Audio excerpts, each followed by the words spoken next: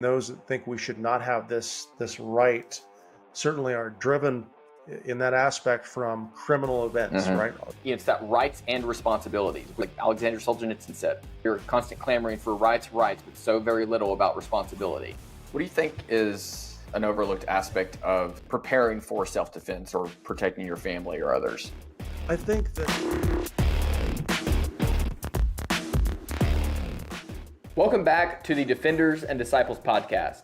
Today, I'm joined by Mike Seeklander of Shooting Performance, LLC, and the American Warrior Society. Mike was also the co-host of the Outdoor Channel's leading firearms instructional show, The Best Defense. Previously, Mike was COO, Director of Training, and Senior Instructor at the U.S. Shooting Academy in Tulsa, Oklahoma. Mike also served as the Branch Chief and Lead Instructor for the Firearms Division with the Federal Air Marshal Service and Senior Instructor at the Federal Law Enforcement Training Center, aka FLETC. Mike is a combat veteran of Desert Storm and Desert Shield. He's a former police officer, and he is a nationally ranked competitive shooter. And now I give you Mike Seeklander.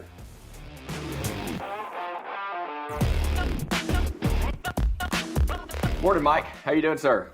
I'm great. How are you? Outstanding. Thank you so much for coming on the show. Well, thank you for having me, man. Let's go ahead and get started on some of these icebreaker questions, and then we'll roll into the interview. You ready? I'm ready. All right. So the first one is, what advice would you give your younger self? It's so funny you asked that question. I'm like, I wonder if he's going to ask this question because you sent me some of these questions in advance and I get to pick. Man, I think maybe my younger self, I would tell myself to be a little bit more patient in certain aspects, to not maybe rush through things and always be so goal focused, and maybe be more people focused.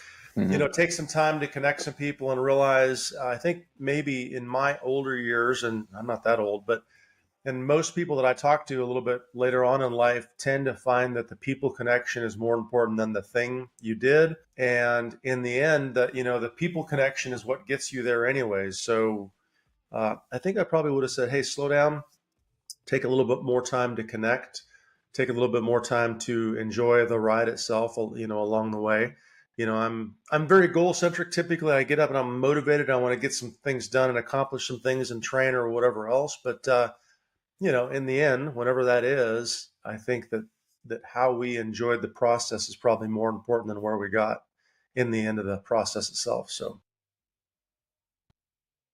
Taylor, your audio is dead. I can't hear you at all now. All of a sudden, for some reason. Oh, sorry. There it is. There we go. Okay. What does your everyday carry consist of? So right now I'm actually carrying a Wilson Combat frame and slide 365. So I've got the macro frame on, and I've got one of the little mini RMRs, whatever that is, the RMRC or something on the top of the gun. So 365 with ambi thumb safeties. I actually have a manual safety on my 365, which is kind of a rarity, and a lot of people ask about that. But that's what I've been carrying. Now in the past, I've always carried typically a 1911 style system, so a Wilson Combat Compact 1911 variant, or maybe an EDC variant. And certainly the main purpose there is that I was competing more so with 1911s along the way. So for me to carry the same family of gun made a lot of sense to me. So, but right now it's actually the 365, and so far I'm really enjoying that gun. So awesome. Yeah, I shot 1911s for a while, and I just got used to that thumb safety. It's just such a nice, beyond the fact that it's a safety, it's just a nice ledge to place your thumb to help with your grip. And when I got it was an M&P 2.0, and they had the option for that thumb safety. And it was basically the same style. And I actually got one with thumb safety because it was so comfortable to use. Yeah, man, I years ago, before I carried 1911s, I was actually carrying an M&P 9C. And I don't think Smith & Wesson offered a thumb safety, but I have the 2.0 as well. And I love that thumb safety, that thing, the grip and the way it works, and the, manipulation or manipulatability of it, if that's the proper word, is fantastic. So if I were to carry that 2.0 again, or any of the Smith & Wesson M&P variants, I would absolutely have the thumb safety. Yeah, I would say those types of safeties are probably the only kind that I would advocate for or recommend for people, because it's an ergonomic safety, right? It's not something additional you have to do. Like we used to have the M9s when I was in the Marines, and Yeah. those safeties, it's just so unintuitive. I mean, obviously it's also a decocker, but like the safety itself is such a strange process that there's so many steps your thumb has to go through to defeat a level 3 holster. And then in addition to that, defeat the safety, it's like, becomes like a level 4 holster almost. Yeah. Well, like you said, there's no ergonomics to it. So Mm-mm. I remember, man, I worked with a bunch of Rangers. I think it was the Rangers that were carrying the M9 for a while, and man, they were having all kinds of problems with these things. Now, of course, they didn't carry handguns into combat much, anyways. But they're Mm-hmm. like, hey, when we did, we've had some guys that come out of the holster and have that dead trigger with the Beretta M9 variant. Of course, that's the benefit of I guess it would be the 92G model, the one where the decocker / safety Mm-hmm. automatically pops back up. So I guess technically it's not really a safety anymore in that case. But man, you're right about that. But 1911 style safety, and M&P did a great job, or Smith & Wesson did a great job on that, is it's just very intuitive. It's doesn't take a lot of training to wipe it on and wipe it back off. It does Mm-hmm. give your thumb a ledge to ride on. So I've always been very impressed with them as Yeah. far as the safety manipulation. And I would say too, with you do appendix carry, don't you? I do, yes. Yeah, I would say that would be. I do outside the waistband, concealed, but outside the waistband, like with the Glock 48 and like with polos and stuff, I can conceal that. But if I were going to do appendix, it would either be something with a manual safety or something with an external hammer that I could decock, and Yes. then index my thumb on that hammer as I'm reholstering to know whether or not the trigger's being manipulated. Yeah, man, 100%. Matter of fact, the 365, there is a variant with a manual ambi safety from the factory, but that manual ambi safety is very small and it's hard to hit. And Mm. I am drawing a blank at the company, but there's a company that just released an ambi safety for the 365s. And it's fantastic. It's just a great safety. It's a huge improvement over the stock safety, which is really, really hard to manipulate, and Mm-hmm. probably would have been a showstopper for me carrying that specific frame. But the new one I have it's fantastic. So That's cool. I'll have to put a link in the description when we figure that out. So let me ask you this. What were 3 things you would have on you during a zombie apocalypse or some other sort of socioeconomic collapse, end of the world situation? yeah. So the 3 things, I think the question there is, when we say on me, does that mean literally on me, like I'm walking, or 3 things I get to pick from? We'll just Generally? take it how you want. Yeah. So if 3 things in general. So even if it's like, if you, say like, some sort of solar electrical setup, like that would be one of the things if that isn't. Yeah. Oh, So you could pick just 3 things that you would have on you or 3 things that you would have, I guess I should say. yeah, 3 things I would have. So I think I would think I would have some sort of secure bunker kind of thing. Like I was actually in a house at this location at one point in time, and this guy, he was a billionaire and built this incredible place. I won't say where it is or who it is because I don't know. I don't have permission, but this thing was a fantastic house. It was just a beautiful house in itself, but it was made out of brick and stone, and it had a second story. It actually had an elevator, but they had basically this kind of tunnel shaft that went to where their food storage was and all these different things Wow. they had. So I think maybe since you're allowing me just to pick things, number one, I would pick something like that has a level of security that would be second to none. Mm-hmm. Then of course, I think the second thing I would pick would be some sort of transportation, like like some sort of AMRAP or tank type of vehicle, something that Yeah. I could move around. You could button down in and just kind of mow over zombies. I mean, it's zombie Mm-hmm. apocalypse, man. So, Yeah. we're probably not going to be traveling on it, but if I could, I'd be mowing over. So whatever that would be, probably some sort of armored deal, because I guess we would have to worry about the zombies and the humans as well. So something I Mm-hmm. could button up in. And then third, oh, that's a great question, man. What would my third thing be? Man, what would my third thing be? That's a great question.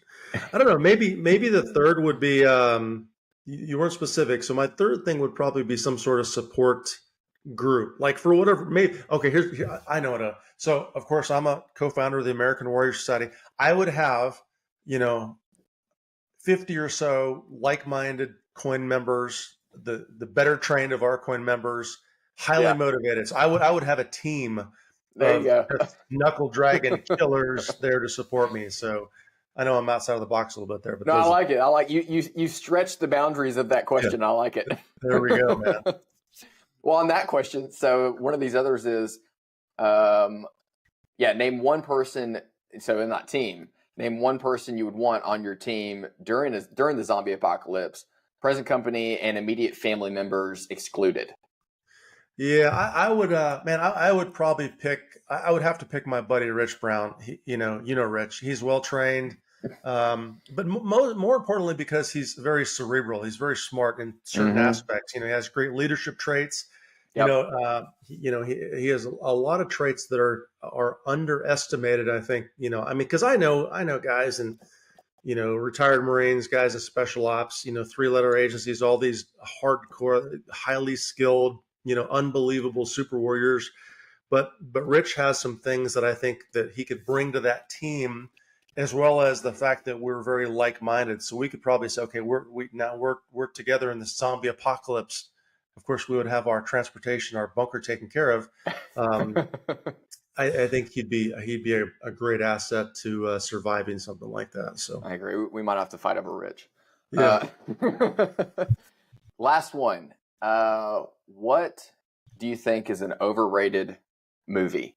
Oh, an overrated movie, man. It's a very eclectic list of questions here. It really is, and I didn't do a good job of actually picking something. I read that question, and I'm thinking, for whatever reason, my brain said he won't ask that question. What would be an overrated movie? An overrated movie, man. You got me. I'm sorry, you got me at a blank there. I'm thinking of a lot of movies, but I don't think any of them are overrated. I think so. If I were to pick one, I would probably pick something in the Marvel series. It seems that after some of the original Marvel movies and some of these superhero movies that all kind of made sense. There was the Superman, and then of course several variants of Spider-Man and whatever else. Right. And then it seemed like Hollywood was churning out these Marvel type movies at a cyclic pace. And I don't know which one. I don't want to poo-poo on one in particular, but I think the last, I don't know, 5 or 6 or 7 that the next character has got to be bigger and better, and they're oftentimes not. I think I would probably pick one of those Marvel superhero movies that are like, okay, this is not superhero-ish anymore. It's getting kind of boring. I can take it or leave it now. Where before they're like, hey, pretty exciting. Probably one of those. Which one? I don't know which one I'd pick. Maybe we should ask the audience which one they think they would pick of the Marvel movies. Yeah, comment below if you have an overrated. I almost said underrated. An overrated movie. I would have to say, and this was kind of on the topic that we're going to talk about today, but like the John Wick movies. I watched them before, and I'm like, I mean, yeah, some of this stuff's cool, and I'm impressed by Keanu Reeves, his weapon handling ability outside, obviously on the film, but then also on the range as well. But at Terran Tactical's range. But I mean, I feel like those types of movies, they give people just this wildly unrealistic view. Now, even people who think that, who acknowledge that it's unrealistic, I still feel like on some subconscious level, it just gives people this unrealistic expectation of what self-defense is going to be.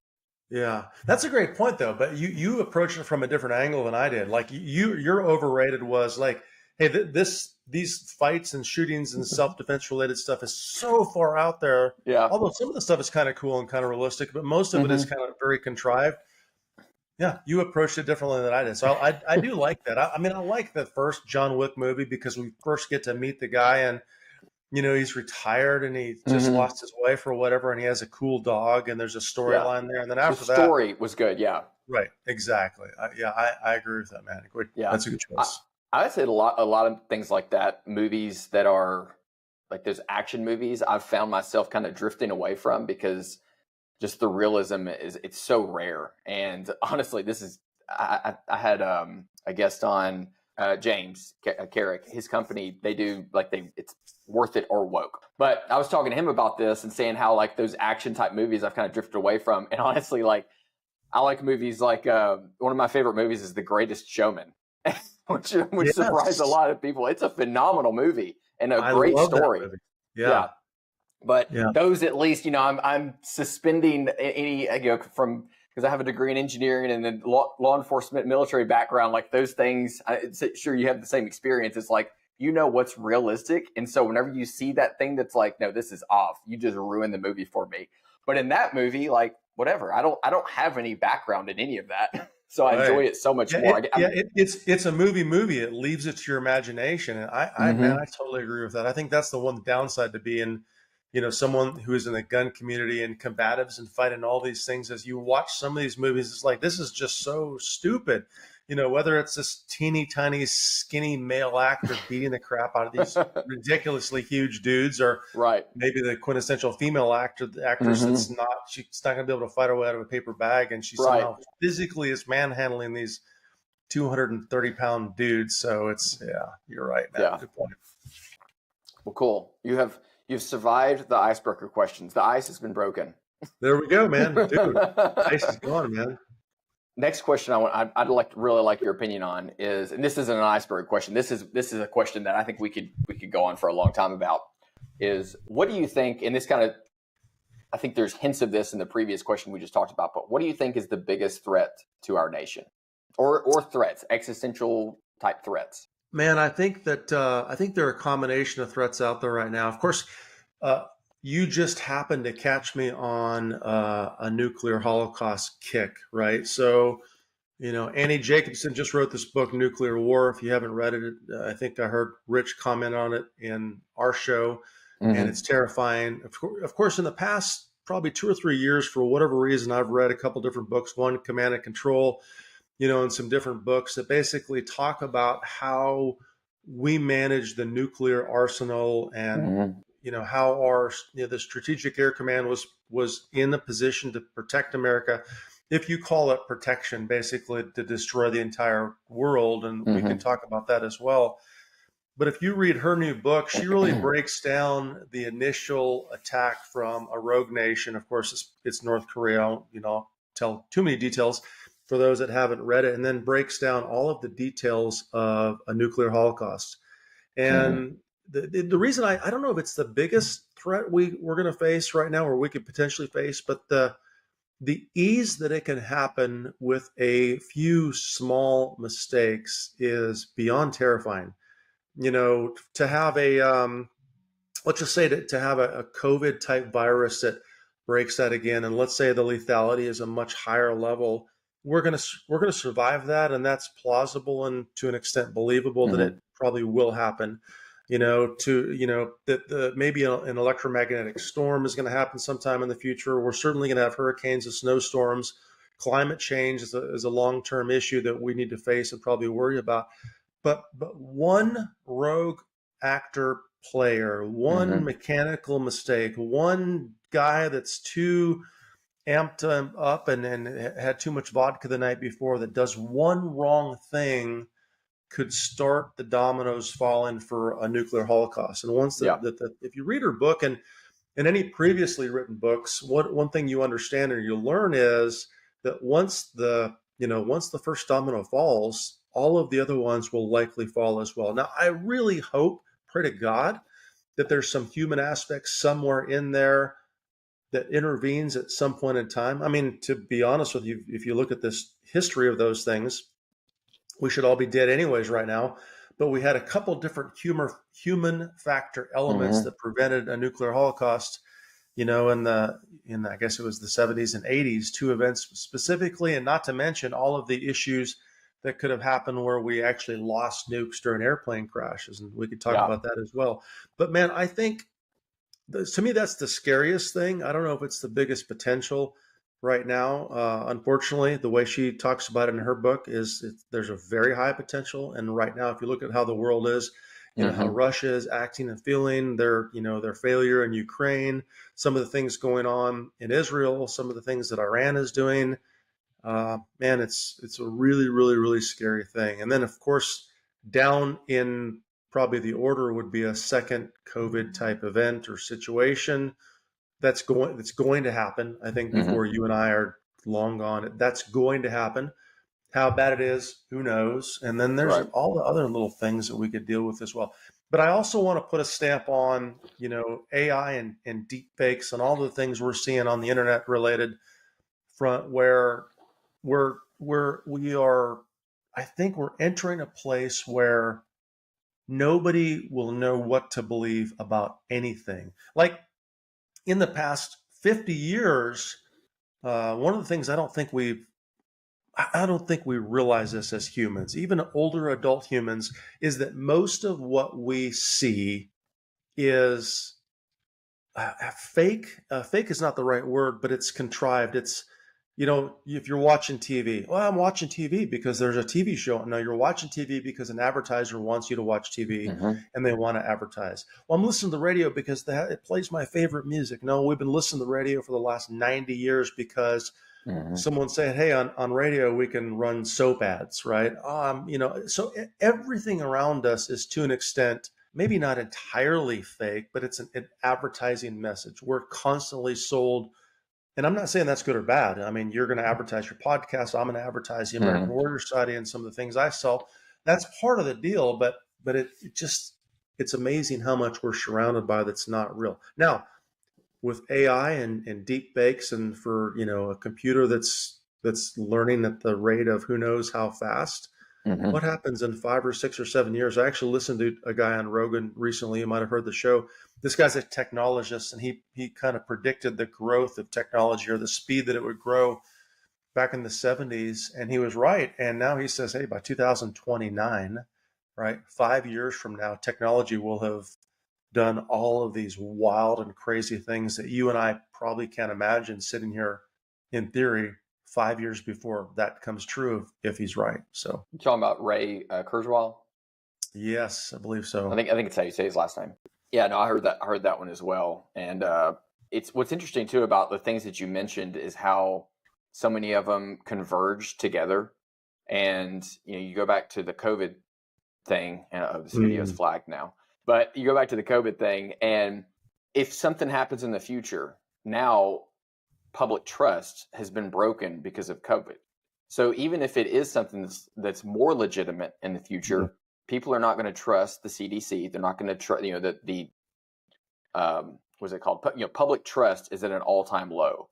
And that's not good, right? Like that, it's not good to be in a situation where our society, the people we're supposed to trust and who have our best interest, either we don't trust them because they don't, or we don't trust them because maybe it's confusion about, well, do they? And maybe it was just some people that felt that the means justify, or that the ends justify the means, and so they figured that for them it was a white lie, but to other people it was not a white lie. So we're in a really bad spot, and I don't really know how to come back from that without a lot of humility from the people who made mistakes, and also a lot of putting tribal allegiances, or not prioritizing tribal allegiances as much as we prioritize truth. And it seems like we're getting in a worse and worse spot with that. And so I don't really know a solution and how we come back. And you talk about AI, it's like you got deep fakes where I think this next election, we're not going to know whether or not someone actually said something or didn't. Did you see the video? I think it was OpenAI. They are releasing, I think it's not Gemini, that's Google's thing, but it's a new video, generative like video AI, where like now it does pictures, but then they're going to have one that does videos. And they had like a 3-minute video trailer for this thing, and you tell it like, oh, I want to have a drone shot over this Japanese village, and like it shows you in it, and it's all completely fake, but it looks like stock B-roll that you purchased from one of these story blocks or something like that, one of these websites, and it's all fake. Like none of it's real, or like yeah. someone on a train, and the train's driving by. So Yeah, it's I actually, they were talking about that on Rogan as well recently. And I don't remember what show it was. I tend to listen to small snippets of mm-hmm, shows, but that's exactly how they described it. And I have not seen it yet, man. And imagine, give it 2 years. I mean, it's growing mm-hmm, and evolving and changing at a pace it's immeasurable, man. Like yeah, they talk about technology, it's a hockey stick. Now, we mm-hmm, are on the straight up period of that. And, that particular guest, for those that haven't listened to that show, he was actually pretty, he had a positive spin on things. He's like, if technology increases, this makes us Right. smarter. And in theory, this should make us safer. And then we're already currently safer than we were back in, let's say, 1942 or 22 or 1912. And that crime has gone down. And maybe, I don't know, I guess it depends on how you look at those numbers. Maybe so, but there's also, there's a problem. We have no public trust. And you said something about if the folks that made mistake have a little bit of humility, and that doesn't happen, man. No. That doesn't happen in our government. It doesn't happen in politics. And, I remember 50 years ago, 30 years ago, whatever it was, back in the day, people made fun of lawyers and politicians. And then we forgot about the politician side of the house. We forgot that politicians in a large manner, in most cases, bend the truth. I would almost like to say lie for a living, but they bend the truth for votes. That's literally what they do. And get it. I get it. We've set up our system where to be successful, to get a success metric there, you need to get voted in and then voted in again. A politician that doesn't get voted in loses, So Right. we built a process, we built a system where they're incentivized to win. And winning is bending the truth and selling themselves and doing things that I get it. I don't blame them. If I got into politics, I would have to do the same thing. But we've gotten away from leadership. The focus is not on leadership. And I'm not saying there are not some politicians out there that have not been good leaders and that have not led the country and or tried to lead the country and had good intentions in those areas. But boy, it seems like we get farther and farther away from leadership the farther we go down that road, Yeah. Yeah. They definitely seem to forget that they are public servants first. That's right. Public servant. Yeah. You serve us, man. We don't serve you. Although we pay the tax bill, right? For what is it, $33 trillion of debt now? Yeah. Or something like that. I honestly think, I think I've said this in I think I said this when I had Rich on, we were talking about taxes. And I said that I think that tax day should not only, a few things here. Typically when they work for an employer, they have to set their deductions and everything, and it automatically gets taken out. I think it should get taken out, and the employer should have to hold on to that money and then have to give it to the employee to give to or have them write a check or whatever. So that way you have to physically see it. And then it should also take place the day before Election Day, or at least several days before Election Day. So it's like you pay your taxes and now go vote for someone. Dude, I'm telling you, man, it's interesting. As a private business owner, probably much like you are, you actually see the tax check you write at the end of every given year or period of time. Where a huge amount of the American population is like, hey, it's tax day, I get a refund on my taxes. No, you don't actually get a refund. You're paying taxes. I think that would solve a lot of problems. I think Rich and I were talking about this the other day. I think some sort of mandatory service in the military, some sort of community or law enforcement, number one, would change perceptions and fix problems like almost instantaneously. And then I think that would be a second thing. Is like, here's your money.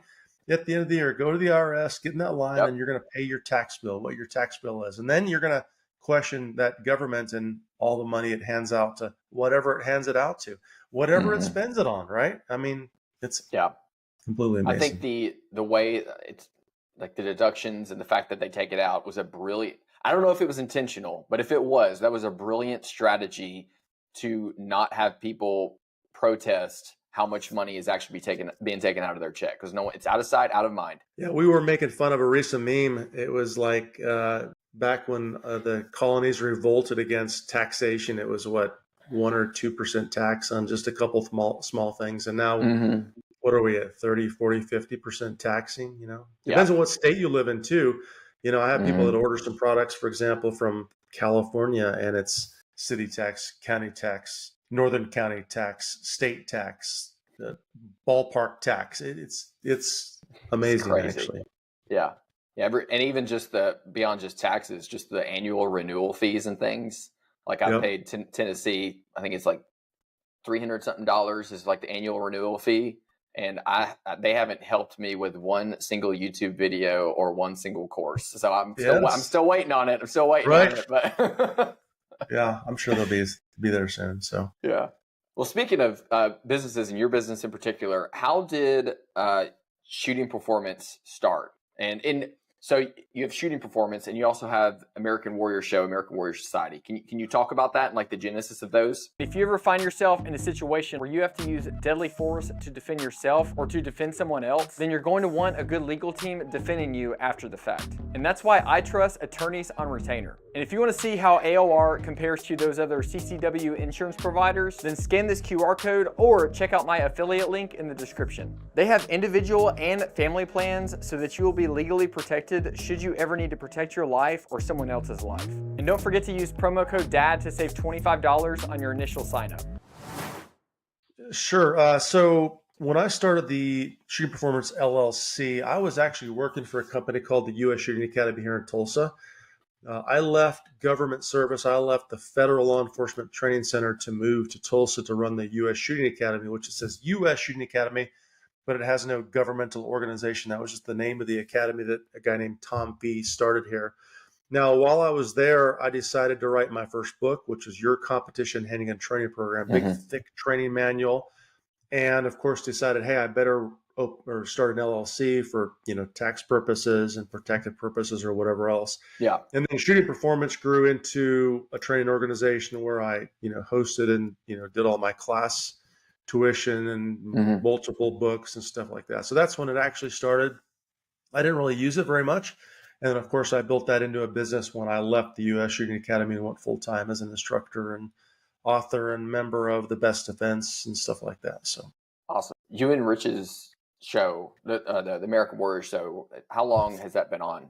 Oh, man, that's a great question. So I started the American Warrior Society, must have been 2008 or 9. I'm not certain what year it was. Okay. So we started the American Warrior Society. And of course, that was, currently it's what we call our membership vault. Initially, it was a website where if you were a non-member, you could get on it and read free articles and check out some free stuff. And then if you were a member and actually logged in and opened up all of the video content, defensive handgun training program, defensive rifle, all of the learning content that you're probably familiar with. And then probably a month or two into the American Warrior Society, I decided to start the American Warrior Show, of course, to put out a free podcast. This was back before everybody and anybody did a podcast. There were still a lot of podcasts out there, but it was an audio only podcast, and just started having people on the show, people that we had used as subject matter experts for, the society content we had on the American Warrior Show. So, it took off and thrived and did great, for many years, and we still have a show today. Well, so when I was, I think it was around 2014, right when I got out of the Marines, I went to school to get my undergraduate degree in engineering. And one of the he was also a Marine veteran. He was in the engineering program with me. His name was Lucas. And he actually sent me one of you all's shows. And so I started to listen to y'all's shows around I think it was 2015, maybe it's 2014. But as far as I know, it was one of the only shows, because again, that was around the time when podcasts, they were getting a little bit more traction around that time, but now it's all over the place. That's the thing to do. Clearly, here I am. But I just remember listening to y'all's show, and you had so much good information on there, like self-defense, and it going back to the misconceptions that people have about self-defense. The thing I like about y'all's show is that you were dispelling a lot of those myths and talking about things that I'd never really heard about before. And so you said y'all started that in 2008. Is that what you said? I think I would have to look back, man. I would actually have to go back to the first episodes. And it was not very long after we started and released and actually launched the American Warrior Society. Matter of fact, the podcast might have been literally right around the same couple of weeks or month. Wow. Because when we released launched the business and opened the website for sales, we were pretty close to having a podcast then. But then what we initially did was it was an audio only podcast, didn't do any video. It was not on Facebook Live. We didn't do any live shows back then. And, I literally went through kind of the who's who of guests. We've had almost anybody most anybody who's very, very well known in the self-defense or shooting community on the show multiple times. top competitive shooters, defensive shooters, to, tactical guys, to knife guys, to Attorneys. fitness guys, so it's pretty impressive, man, when you go back to the original guest list. And then of course the new guests, Rich has had all kinds of guests on in the last several years. It's been fantastic, actually, with his Coffee with Rich Friday live stream. So, well, even the training vault, the online training vault, that was ahead of its time for that time period. I mean, now it's fairly common to have online training, be it, armed self-defense or jiu-jitsu or something like that. But back then, I mean, that was a pretty novel concept. It's funny when we look back and when we started and shot a lot of that content, and we recently just kind of did a review of all of content, and I go in there, and I'll change some things up and move it around and try to figure out how to organize the material so it's very, very seamless, and it's easier for people to get in and go, okay, I know where I am and I know where I should go, instead of just getting in there and going, okay, wow. It's like, being stuck on a YouTube page where there are a million different videos, as you know, from being a big YouTube guy. And the whole thing about YouTube is designed to kind of distract you and keep you there and suck you to the next video that can put you in front of an advertiser, which is fine. YouTube, I use YouTube all the time as a resource, but in our training vault, it's supposed to be advertisement free and very methodical and logical in terms of, hey, how should you approach what you should have? But anyways, the short story is, I was reviewing it recently and I got back in. I'm like, Rich, we need to figure out what we're doing next. And we haven't done everything, but we've done close to everything. And then it's really fantastic content, not to toot our own horn, but I mean, no, it is. There's not much more that we can really think about putting in there. Cause we're like, well, we did that. We filmed that, we could do add-on videos or whatever else. We have some ideas, but a lot of stuff, great stuff to learn. So, and you're also a very, in the firearms training community, in the competitive shooting, you're also a very prolific author. So, I mean, you've written, like at least 4 or 5 books now that. I do. I have 4 primary training focused books, and that would be a competition handgun, defensive handgun, and defensive rifle. And then I do have a very small book called Low Light Fight. So it's a low light book. That's the smallest book I wrote. It's actually in the edit process right now. I'm reviewing it because there are tons of things I'm changing in it. And then I have an instructor book called The Art of Instruction. I'm in the edit process of that one right now. That one is actually kind of the hidden gem. It's one not a lot of people know about. It's one that for whatever reason, maybe I haven't marketed it well, but for a firearms instructor or any kind of instructor, even martial arts instructor, tactics instructor, it's a fantastic book. We're actually doing some really big edits in that one and going to re-release it. But the current version is, I just reread it on the airplane back here yesterday. And I'm like, when you can look back and you see a product you built or a video you did and you say, wow, I did a good job on that thing. I think that means a lot, because typically I will be very self-critical and I'll say, man, I could have done way better on that video or the audio on that podcast could have been way better or whatever else. I reread The Art of Instruction on the plane home, and it's pretty fantastic. I actually thought about putting out, some marketing and maybe email in my list about the book itself, just because I think there are a lot of people that don't know about it. I had a student in class recently, and Taylor, this will tell you what a non-marketer I am or anti-marketer. Maybe I'm not very good at any of that stuff. So I'm literally in a class where the students have to have gone to my website to sign up. And we're talking about competition handgun. It's a competition handgun class. And there's a student who's like, someone said something like, yeah, Mike, you talk about that in your book. We were talking about trigger management. And I'm like, yeah, we did. And another student raised his hand. He's like, you wrote a book? And I'm like, and I was like, that tells me what a horrible marketer I am, right? Or you are so unobservant. How did you get on my website?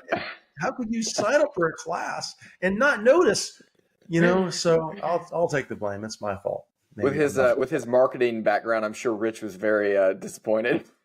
Well, interestingly enough, he certainly has a marketing background in certain aspects, but his background is stronger in sales. So he'll connect with the person, but as far as getting in front of them from a digital aspect or website or technology, if you don't know anything about Rich, he's an anti-technologist. Like if he had a series of buttons in front of him on a iPad or a website, and he was not familiar with what those buttons did, and he had to pick one of them to save humanity.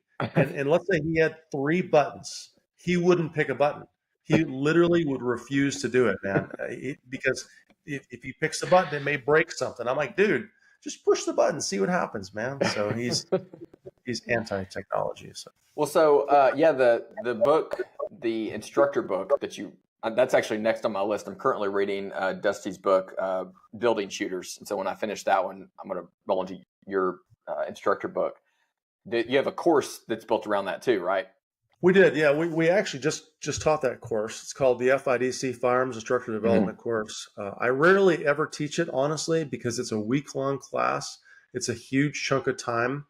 But that book, when we originally did FIDC, I decided to turn the material into a book. And then, of course, the book itself helps promote the course. We get many, many more requests than that we actually do as far as the courses. We're contemplating doing a digital version, something where I could have students all over the country and teach some of those versus, via like maybe Zoom interactive, like coach class sessions. And then some of them where the student would have an actual assignment to watch a video and then do a self video of whatever else. So we want to reach more people on that deal. And once we get the new edit out, it will be fantastic. And by the way, if you're listening to this right now or watching me and you're like, well, maybe I should wait on the new edit, that's going to be a period of time off. I'm not certain how long it is. The current version of Art of Instruction is fantastic. I mean, it's if you are an instructor of any kind, and you want to learn about the structure of instructing and all kinds of good range-related firearms instructor tips, it's certainly a worthwhile read. You can get on hard copy or whatever else you want to get it. So it's a good resource. Yeah, I'll link it below. Yeah, I'm looking at I was talking to Rich about that course, and he said you guys have one coming up the next few months. I'm going to look into taking that because I've heard a lot of good things about it. But on that topic, what do you think makes a good instructor? And then instructor, like if you want and kind of take that however you want with it. I mean, maybe good instructor be like, the bare minimum or maybe just above the bare minimum. And then great instructor be like, that is like the gold standard. It's interesting you ask that question because one of the things we do in FIDC is in the first hour, I do a quick introduction to the program. I talk about the art of instruction. I kind of get in front of the students and kind of introduce the week-long program. And then literally the very first thing we do with them is I get a blank board up there and I said, okay, if we were going to build a great instructor, and I use the word great, not good, great instructor, what would that instructor have in terms of traits? And I have them throw these traits out there. And then we eventually come up with a list of traits. And then I put my PowerPoint back on and I say, okay, here's the list that I came up with. And here are the traits they generally say. They say, number one, he or she is an excellent communicator. When I mean excellent communicator, I'm not talking about someone that has learned to communicate effectively and they have just good charisma. I'm talking someone that has mastered communication, that has mastered body language, that understands how to use their body language to affect people, that has mastered tone, how to affect tone to communicate to people, and certainly has a body of knowledge that is second to none. Like one of the things about instructors is that a good instructor would have some information. They'll have some knowledge and probably a good deal of knowledge. A great instructor will have as much knowledge as possible. So now they can compare and contrast different things. So I think if you were to ask a great instructor a question, that great instructor would be able to give you the pros and cons of different potential techniques or answers. They won't just say, hey, here's a good technique. I learned it from my favorite instructor and it's the thing I repeat. That's what I call a repeater. They repeat what they've learned over and over again. A great instructor will have, taken what they know and then learn other things so they can compare and contrast. So number one, they will be just an incredible communicator. That includes having a body of knowledge. Number two, they'll be incredibly skilled. There's a lot of people out there that may say, well, great instructor, should have good skills, but you don't always have to be better than most of your students. I disagree with that. I think that if you're in front of a group of students and you can't do things as good or better than most of your students, then you probably shouldn't be teaching the class, and I'm not saying that people always have to be better than everybody in their class. That's not possible. But the only thing that separates an instructor from being better than the people in his or her class is time and hard work. Now, if you're newer in your instructional career, you just got your NRA certification, USCCA certification, whatever. I get it, right? You haven't had time to develop that level of skill and knowledge, and you haven't spent that time because you haven't had that time. But the only thing that stops you from utilizing that time is you. Like, you decide, I'm going to be better and better and better, whatever skill you're teaching, right? And then the third thing would be to be a fantastic actor. Like, you have to be is it the Oscars for acting, or is that for singers? Oscars? No. I think yes, so. Oscars. Yeah, I think right? so. Yeah. Okay. I think so. Oscar winning actor. You have to be able to get up in front of a group and act in a certain manner, right? To convey things to your students. It doesn't matter how you feel that day. And Rich and I give that example all the time. When we get in front of the group and say, hey, how do you, after maybe a 15-minute lecture, we're like, so how do you think I feel when we're talking about being a good actor? They're like, well, you feel great. You're acting all energetic. You have good eye contact. You have good body language. And we're like, no, I feel like crap, man. I had some bad Mexican food last night. I slept like crap. I'm tired. I flew in at midnight last night. So the ability to act is important because that's part of your communication traits. And then all of the other things, I think the small things that would surround those core traits would be, empathy, and honesty and all these things. In my book, The Art of Instruction, we actually use the Marine Corps leadership traits and principles. I had a guest author named Brad DeLauder. Brad was a legendary Marine, and he actually covered that in the book, but expanded on those things. And if you follow those leadership traits and qualities, if you can do those things and then have an understanding of the structure of instructing, like literally how to introduce a block of instruction, how to teach a block of instruction, how to address a question in a structured manner, because the structure actually matters. That's one thing most instructors don't realize. Then you would be a great instructor, in my opinion. That's good. Yeah, I like that you guys introduced those as well, because I think, there's a lot of carryover or applicability in other areas outside the Marine Corps with those leadership traits. And so, that's cool. So for a student, let's say a student is wanting to look for a good instructor or a great instructor, what advice would you give them before going to the course? And then obviously there's some things to look for while you're in the course. But are there any, maybe first, like what would you look for? And then when you're in the course, or maybe are there any red flags that are like, okay, this is, I need to either walk up and leave, right? We're doing like, we're going to do force on force with live weapons and point guns at each other. Like that would be one. Or any other examples like that. If you're interested in new innovative training tools, then you have to check out Ace VR. And make sure to use promo code DEFENDERS to get 1 month free. I'll admit that when I first heard about this device, I thought it was probably a gimmick and there was no way it would feel realistic. But the moment I put on the headset and held the controller, it was obvious to me that we had stepped into a new era of firearms training.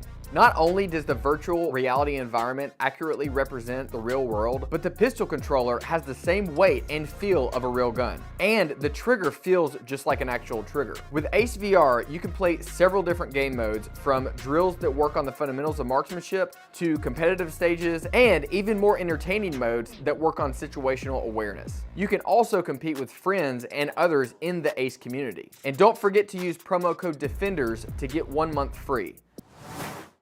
Yeah. Interestingly enough, we just taught a course, and this was to a group of federal agents. And one of the feds asked, Mike, how do we vet instructors? There's so much information out there. How do we vet and find good instructors, or know who we should listen to and who we shouldn't listen to? And honestly, it's a very hard question for me to answer because I don't want to be self-serving or appear self-serving and go, okay, let me talk about my competing instructors that sell courses as well, or sell products like books and stuff. They all suck, so you should buy my things, right? That would be dishonest. And so it's very hard. But I would tell you that as a student, the problem with being out there in the internet these days is you don't know what to believe. But the advantage of being out there in the internet is you can research anybody and everybody. It's very difficult for someone to hide their background. So if you're looking for a good instructor, certainly you should look for someone or take a class from someone that has some skills. You could probably find their videos online. You can find their YouTube videos. You can find them doing a drill in their course or whatever else. So number one, watch what they're doing. If they're teaching combatives, can they fight? If they're teaching firearms, can they shoot? If they're teaching you a competitive handgun class, have they been successful in competing? Mm-hmm. If they're teaching defensive handgun, have they been in a position to teach in an academy or whatever else? So that would be number one. I think number two would be to look at what they've actually done in terms of instructing. Like when I started instructing privately outside of the U.S. Shooting Academy, I had been in the Marine Corps, in county law enforcement, in city law enforcement, in federal law enforcement, a federally certified instructor, a federally certified curriculum developer, and I ran the Air Marshal program starting, give or take, in early 2002. Got hired right after 9/11 for the entirety of what they called Phase 1 and Phase 2 training. Right, I was also a lead firearms instructor for the Philadelphia field Mm-hmm. office. So, in terms of my level of experience and background, I think it would be very hard to compare to those bullet points that I had maybe checked. So, Mm-hmm. does your instructor, maybe that you take a class from in Ohio, need to have the same background as Mike Seeklander? No, but they should have some background. Mm-hmm. Maybe they're a guy that's been in law enforcement for 10 years and they do a little competing on the side, and they finally took their instructor certification at their department. So they should have several checks in the box. Now, there are some outliers out there. Gabe White. Some instructors. What's that? Gabe White. Yeah, exactly. Well, they don't really have any background necessarily. He's phenomenal. They're fantastic communicators, and maybe he's one. I think there are several of those out there. Yeah. First of all, they're highly skilled.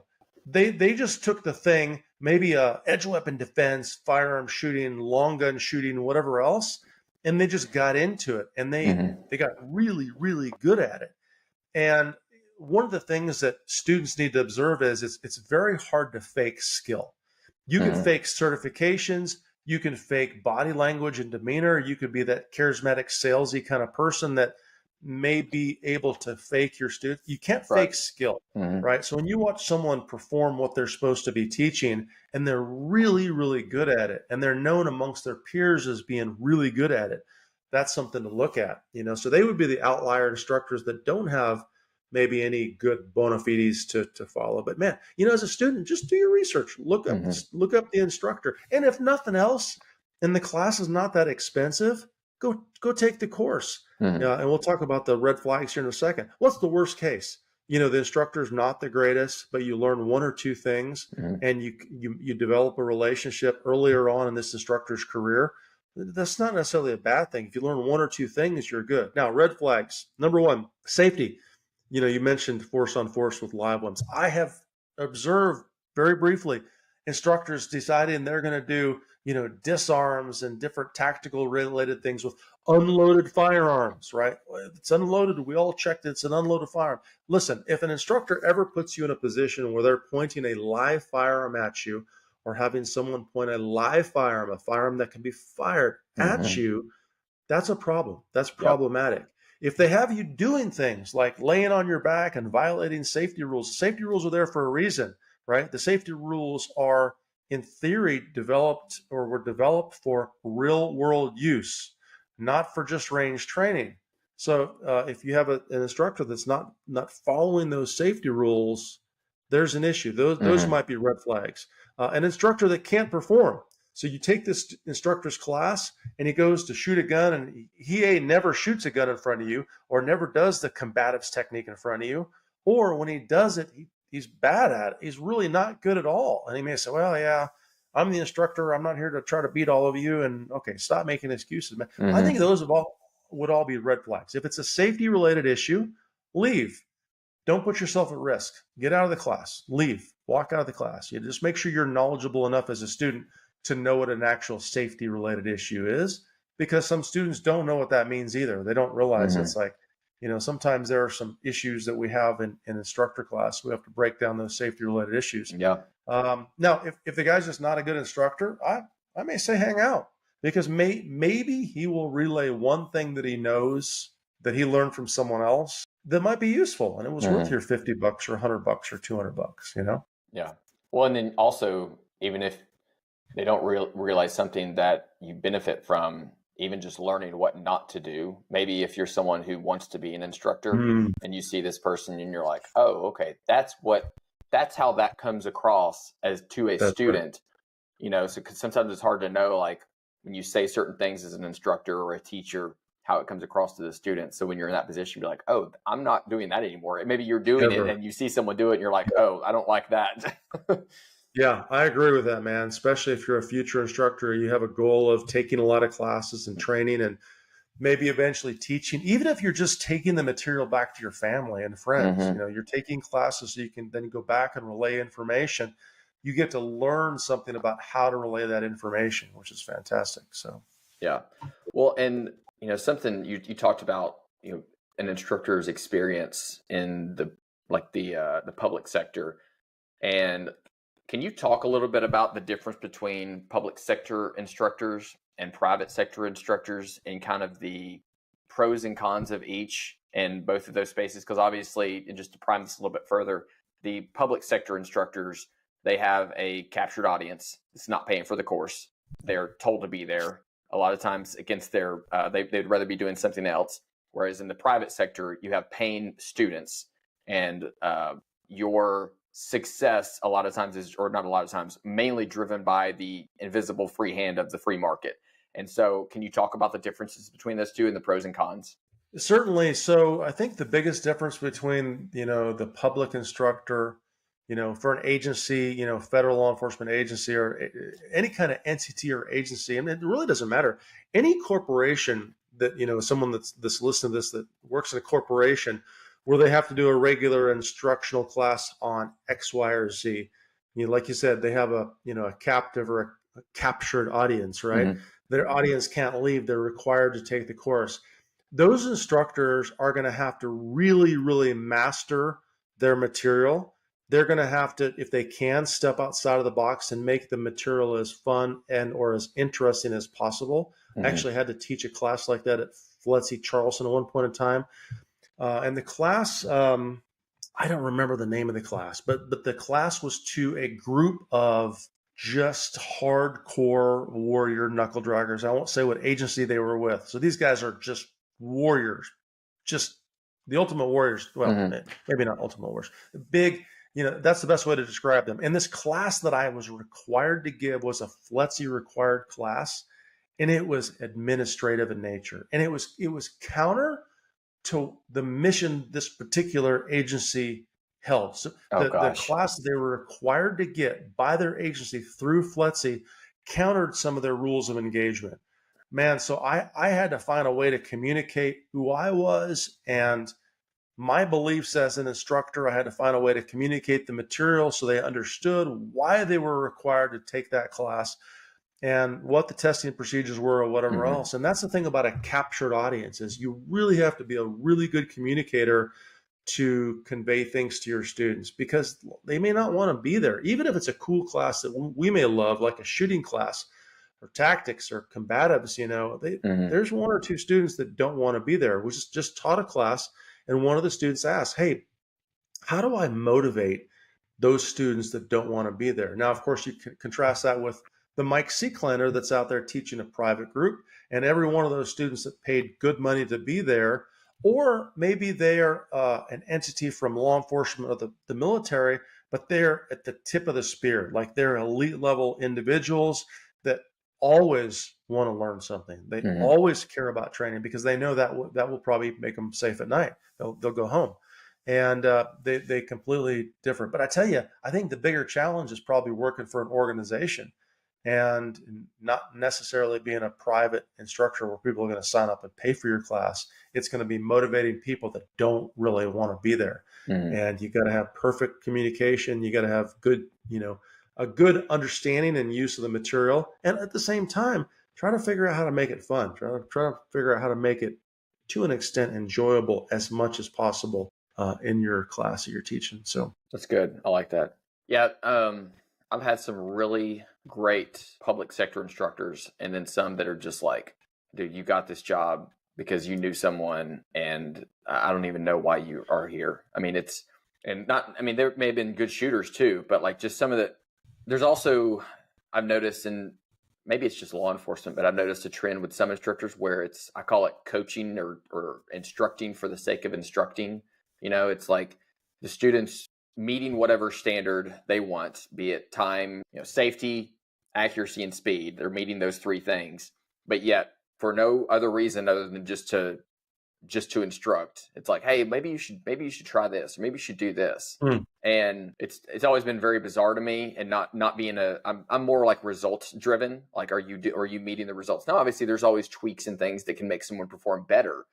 But I've just I've despised that type of instructing mentality. And I'm curious now, have you ever had obviously you don't have to say the name or anything, but have you ever had an experience where you were in a class where you had some instructor do something that you were just like, what are we doing this for? Or why would you say that? Or just a horrible experience? Certainly, I have had probably multiple times. We label it over teaching or over coaching, right? So over teaching tends to be, in more of a classroom setting or the instructional setting where we're giving additional details that are not necessary, right? We're teaching too much. We're just teaching just to say something. And that's one of the things that a great instructor would also have to have, is the ability to reflect upon themselves and say, I'm going to minimize exactly what I say to the students, right?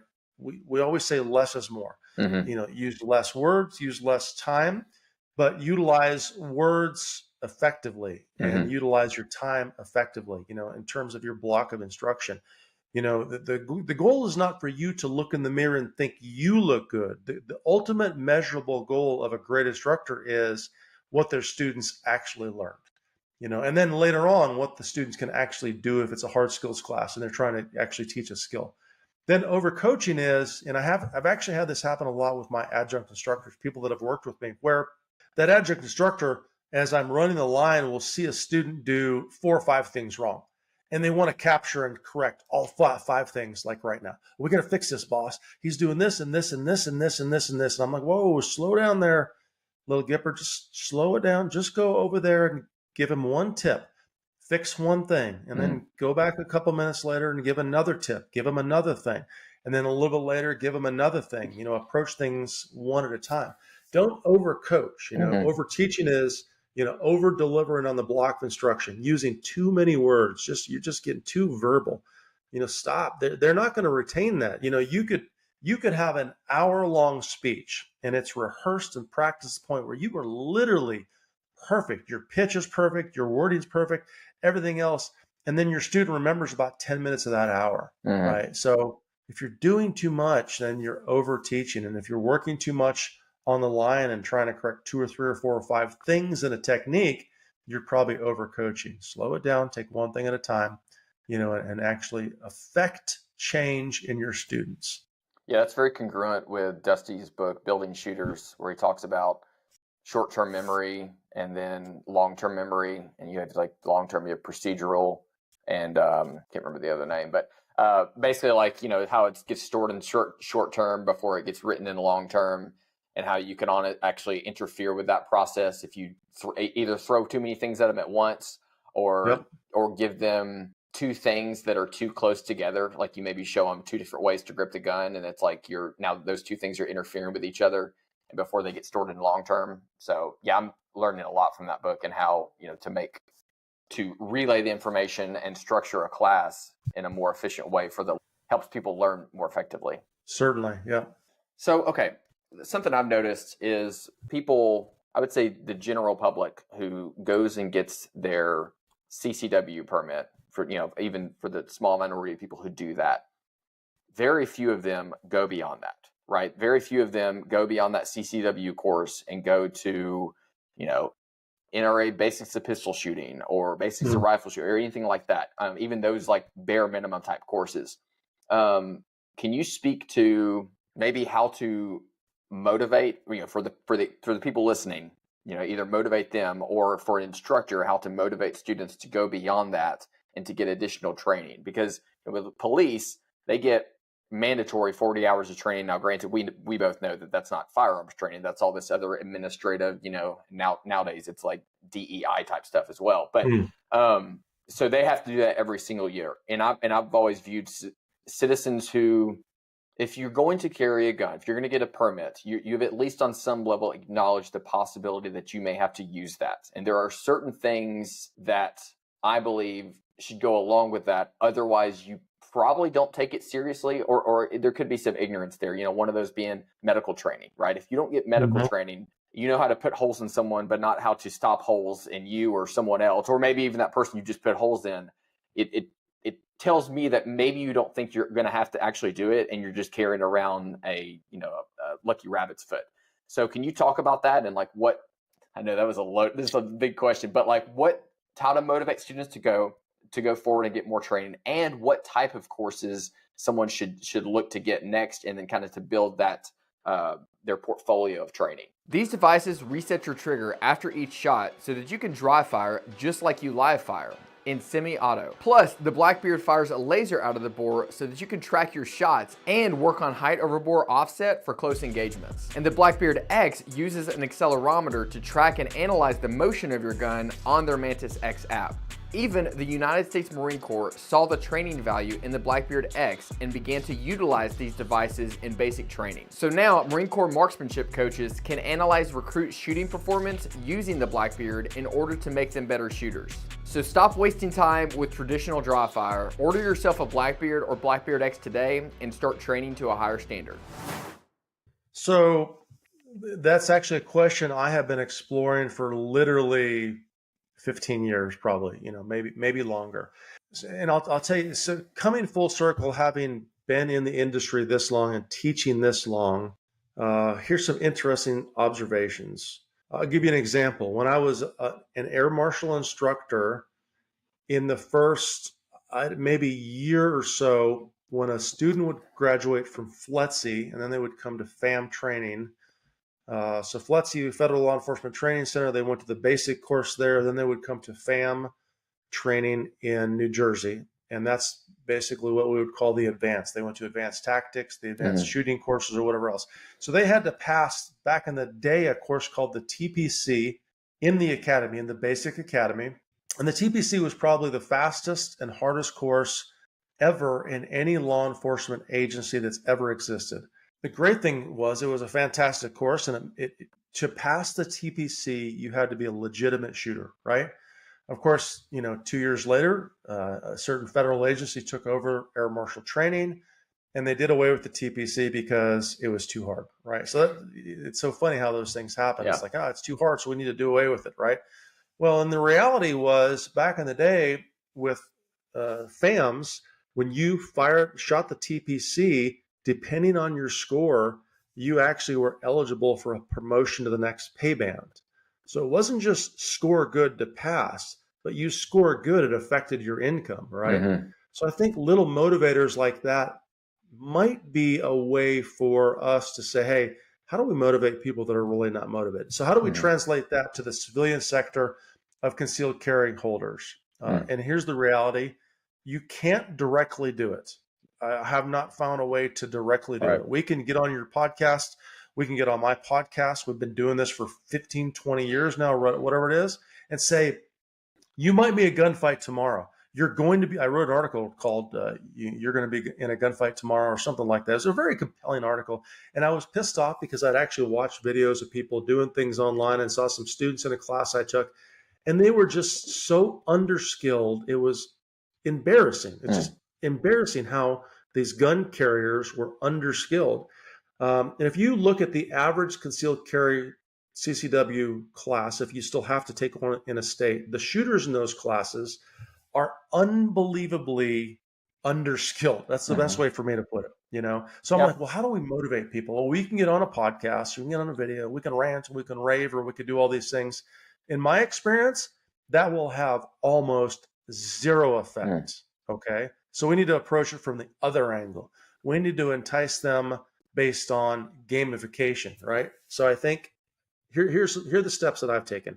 Number one, if I can hook people into competing, if I can get them to go to a local still challenge match with 22, if I can get them to maybe try an IDPA match, USPSA tends to be a little bit more complex, but if I can hook them in competing, their skill level, because now that becomes their hobby, will dramatically improve.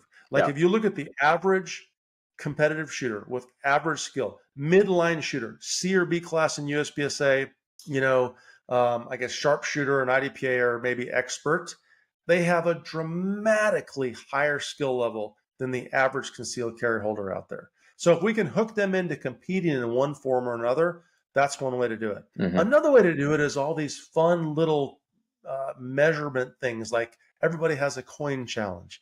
Everybody has a, you want to get the triple nickel, you want to get the something eight. There are all these different little challenges out there that motivate shoot because people love gamified stuff. It's how we've evolved since the 80s when we all had video games and we wanted to get that next little score or whatever else. Right. So if you can gamify it and you can have little shooting challenges and then you publish those shooting challenges and hey man, you want to make the master list for the Seeklander course, or you want to get the triple nickel, or you want to get the whatever else.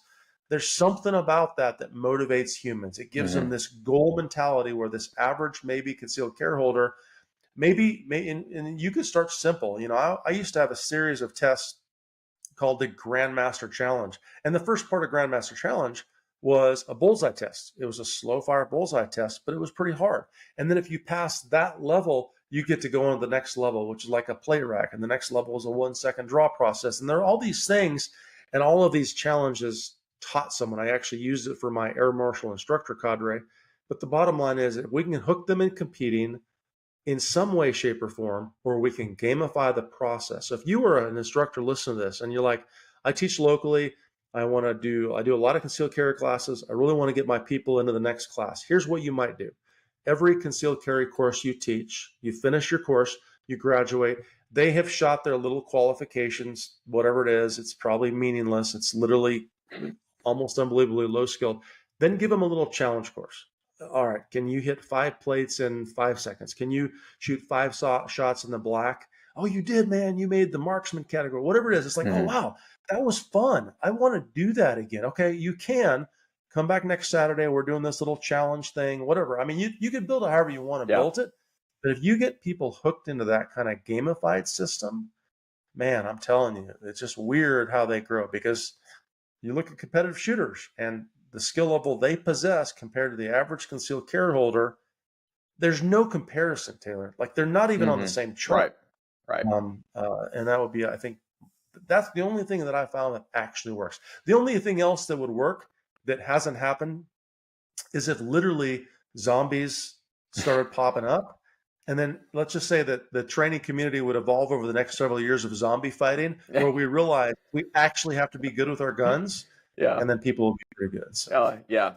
No, I really like that, the gamifying aspect. And on that question, talking about like competitive shooting and when someone, because I've done that with like people that I know that carry that I think need to get more training maybe. And I think, competitive shooting is a good way to, one, gamify it, but then also I think it has a way of showing someone where their inadequacies with regards to their ability to manipulate a firearm. Now, would you say, recently though, I've been thinking about whether or not that's effective. Again, reading Dusty's book, and he talks about how stress can be good, but sometimes stress, especially like in a force-on-force scenario, if someone's not prepared, doesn't have the weapons manipulation skills, you put them in a scenario, and that can actually cause it can be detrimental to their ability and actually hurt them in the long run. Do you think that's true with competitive shooting too, where if someone doesn't know anything, right? They don't even know how to load the gun. You put them in, load and make ready. They're going to be like, what? But, is there a certain maybe baseline? This might be hard to quantify, but a certain baseline that you would say before someone could get into an IDPA match or a running gun match or something like that? So there probably is a baseline. I would suspect if someone maybe literally they decided, hey, I'm actually going to own a firearm, and they go to the store and they buy their first handgun, right? And then they say, well, I've heard someone said there's this thing called an IDPA match at this local club. I'm going to go there and sign up for it. That may be too soon, but I would tell you that same shooter that they should certainly go watch that match, number one. Mm-hmm. And I would guarantee if they talk to the people at the match, if they have any semblance of the clubs like that I've been around, and say, hey, I'm really new to this. I've never shot. I'm not even certain I can do this. I just want to watch. I guarantee you that individual will probably have one of the competitors pull them aside and explain things to them, and maybe even offer to let them shoot a portion of a stage, Mm-hmm. or maybe to work with them on the side, right? And then wherever they are on that range, they could probably find a local instructor.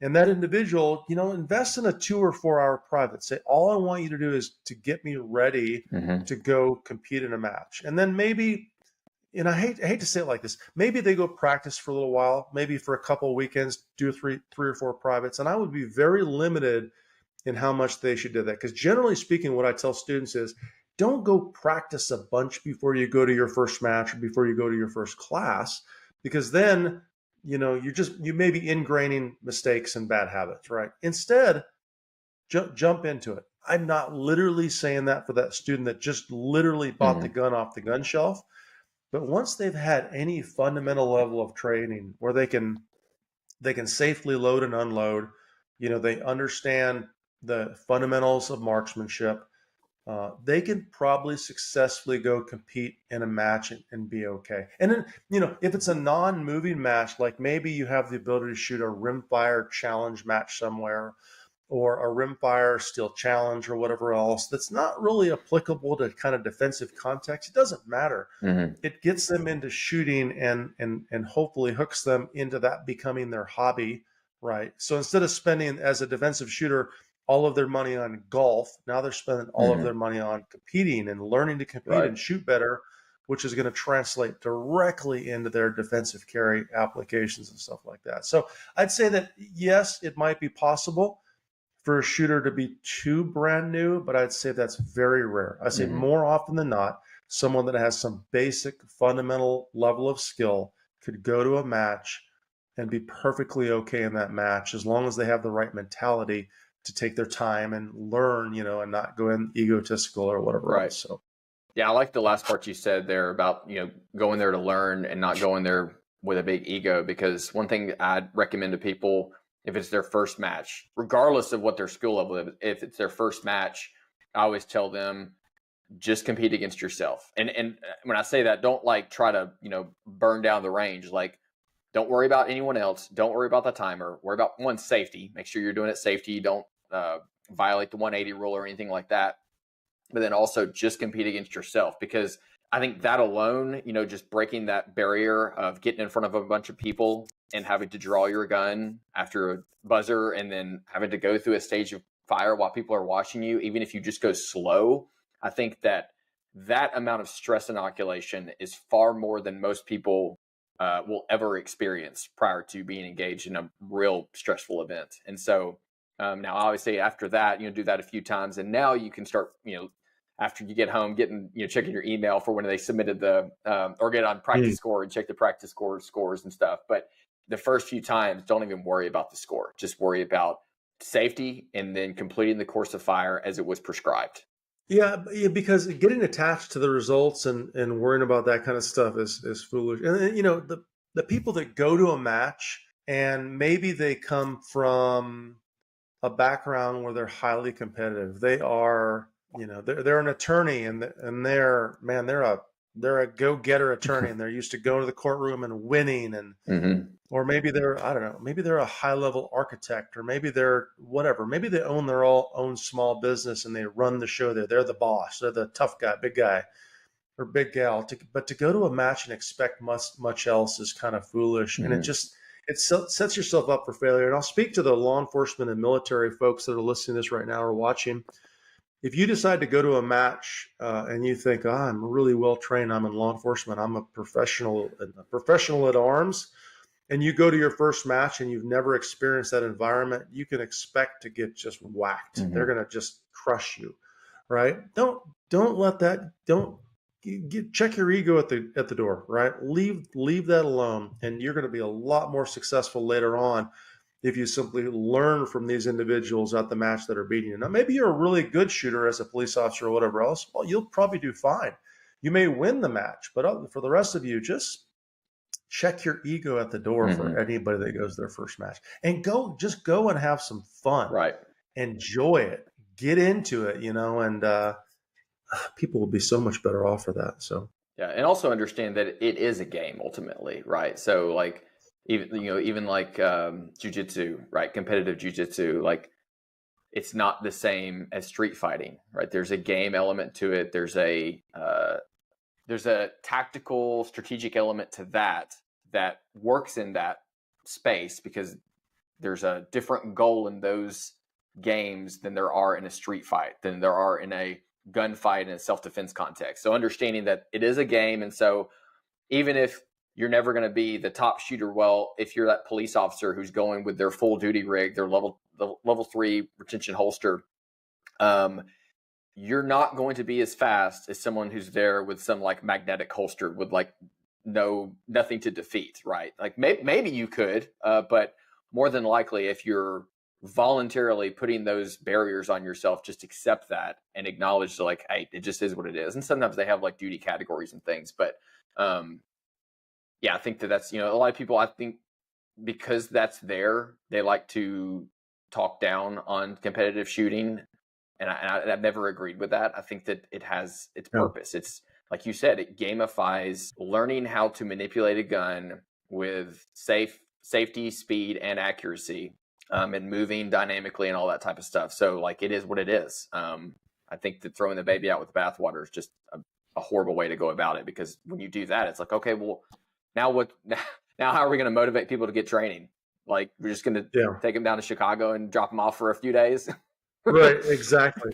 Yeah, see what happens. Roll out there and hey, let's hope for the best on that deal. So, and competing, for someone that is higher level, someone in law enforcement, the military, or whatever else, to learn how to process information quickly is a part of the equation. But it's just an environment to test your higher speed manipulation and marksmanship skills under the stress of a timer, and I know top level, elite gunfighters that the timer goes off and they feel a lot of stress, and guess what? So if we can do that in the competitive environment, and the sky's the limit, literally, you could go from a no drawing 22 rimfire still challenge match where you're just learning to hit targets quickly and aim quickly and do these things, and then eventually progress to the point where you're wearing your actual carry gear in a full IDPA match. You can compete from the appendix position. So that would be the end all, or maybe your full duty gear like you referred to.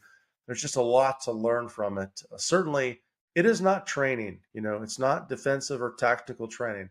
Don't look at it as training. Look at it as a place to test your high-speed marksmanship and manipulation skills under a little bit of stress, and then take away, hey, this is what I need to go work on. And more importantly, if we suck you in, and you get into it and you're like, I love this, man. I love that rush. I want to do more of that. You're going to shoot more. You're going to practice more. You're going to be able to apply that skill directly to your defensive gear. Yeah, I like that. What do you think is an overlooked aspect of self-defense, either relating to firearms, general self-defense, preparing for self-defense or protecting your family or others? I think that, and funny, Rich and I just had this conversation the other day, because we're talking about how good is good enough with a handgun, and how do you balance that with the other skills you should have. But I think an overlooked aspect of self-defense is probably the awareness piece. Honestly, they're the hard skills. They're like, how do you deal with someone in close range combatives? It's surprising how many people don't have good combative skills. If we were to fine tune that into the firearms arena, it's amazing how many people wouldn't know what to do with their carry gun in close range or contact with someone else. These are all the hard skills areas, though. But if we're not talking about hard skills, I think the awareness and avoidance kind of piece is probably critical, because there's so many people that are just highly distracted today in every way, shape, or manner. We're just so distracted by these electronic phone devices and all these things. Having good awareness is not common. And the younger the person is in generations, I hate to say it, the worse they are. They're just they're really, really unaware of what's around them. And I think that's a big part of the equation is becoming very aware and observant of what's around you as much as possible so you can be reactive. And then from there, have some sort of hard skills or a plan, after that. Yeah. Let's talk about that a little bit. Situational awareness. Let's talk about what it is, how to implement it, and how to use it every day. And then if you don't already have it, how to develop habits that help you have it, help you to have it. I think that, well, let's talk about what it is first of all. Situational awareness is just being aware of what is around you in any given situation. Yep. I'll give you a great example. I just taught this course. I talked about that several times in the show here.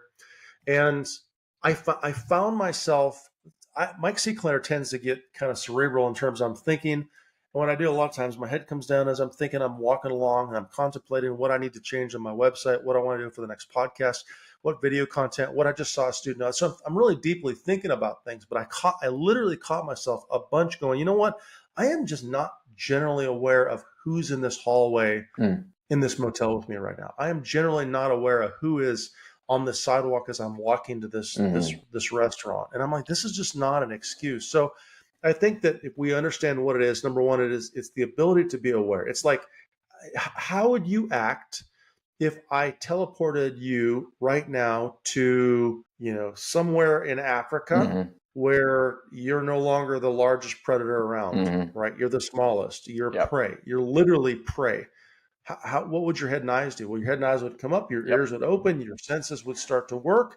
So, think about things like that. Now, do we always have to be in that circumstance or situation? No, I probably don't need to be in this room the same as I would be maybe out on my sidewalk in my subdivision. And then if I walk from my subdivision to this downtown area, it's going to constantly change. But generally speaking, how would you act if you were dropped into that continent right now?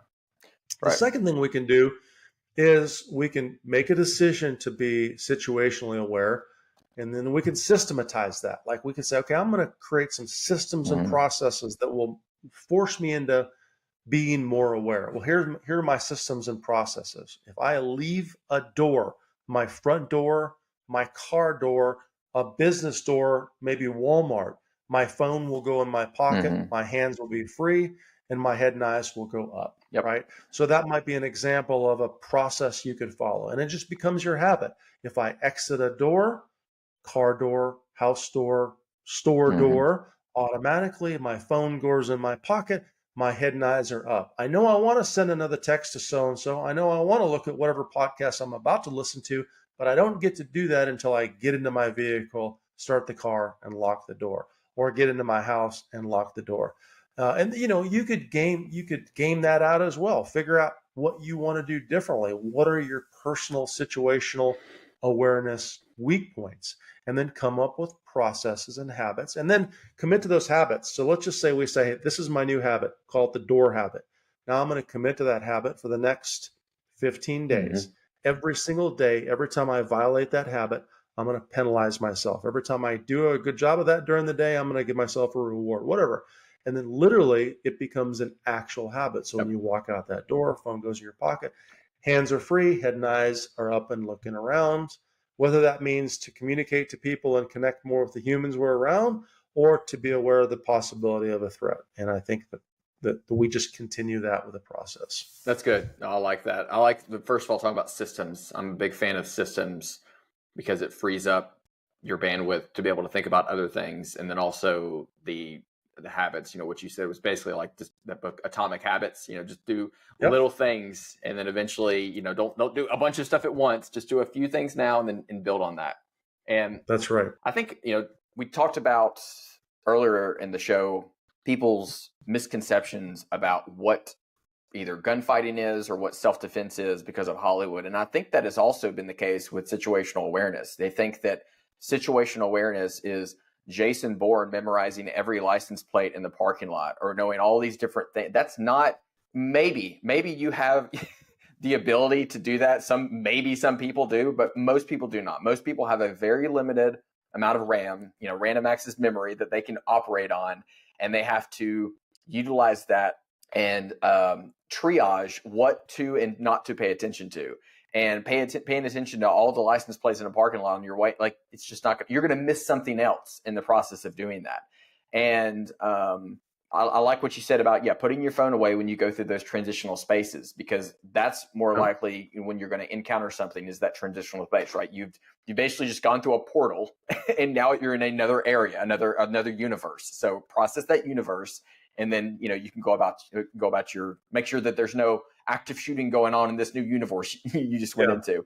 But I do think that some people have a misconception of like situational awareness and this hyper Jason Bourne level ability to memorize every single detail about every single thing. And it's like, no, you're wasting your time. There are some people that can do that. Most people cannot.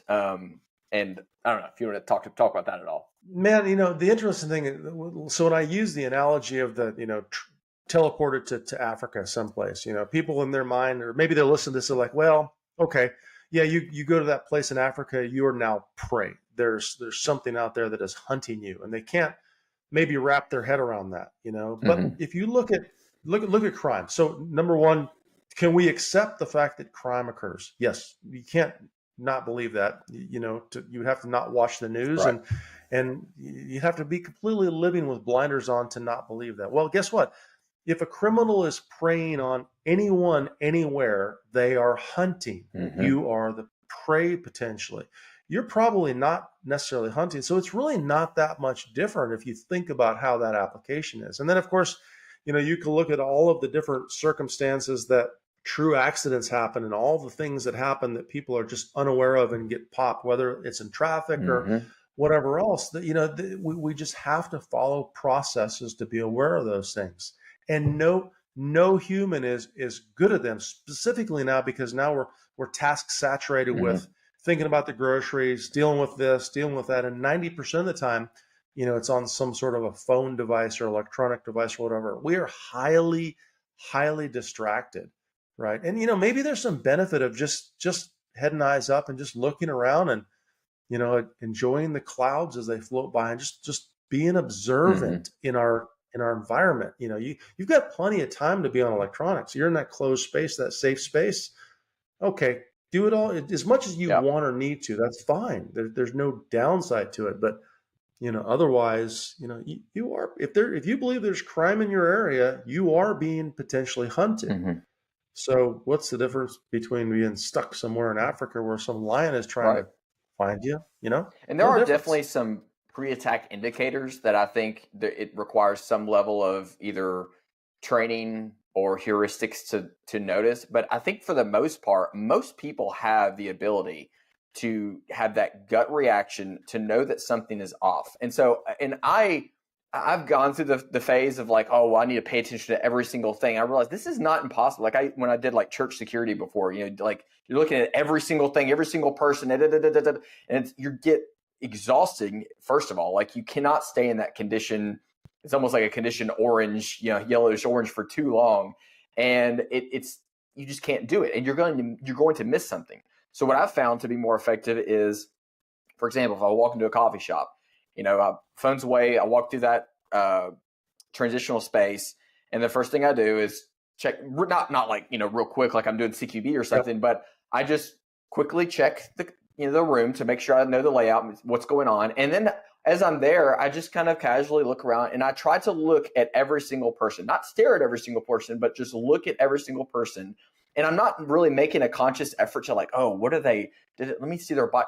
I'm trusting that my subconscious mind is going to pick something up. Now, could it miss something? Sure. But I've found that doing that and just kind of observing, and if I like notice something like and it catches my attention, then I'll go into maybe a second or third order analysis on what I'm seeing. But just trusting that your subconscious mind is going to pick something up, I think frees you up to, one, enjoy your day, and two, observe more things that you otherwise would not have observed because you're spending too much bandwidth on focusing on this little old lady that is really not a threat. Yeah. And you miss the person over here in the corner that's, with their hood on, and it's the middle of June. Yeah, I love that, man. Eye contact to an extent, or not eye contact, but at Hmm. least looking at the people. But here's the thing: when you're doing that, I think you're trusting your unconscious to give you some cues. Most of us do have those things ingrained. You will notice something that will make your kind of spider sense pop up. But the second thing you're doing is you're sending an unconscious signal to anybody around you. You know, Yep. someone that is potentially targeting or someone that is hunting.